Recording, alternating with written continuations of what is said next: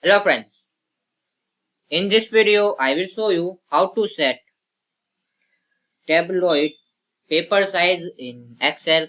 So guys, it is very easy to set this paper size in Excel. So firstly you need to click on here page layout. Now click on size. Now scroll in the last.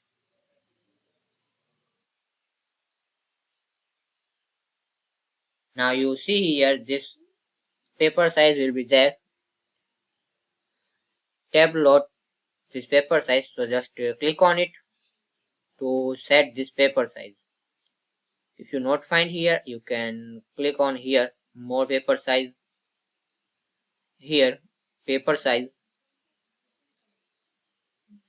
this second one will be there. Just select it and click on OK. So this way you can very easily set this paper size in Excel. So thanks for watching this video. Please like, share and subscribe this channel for more useful videos.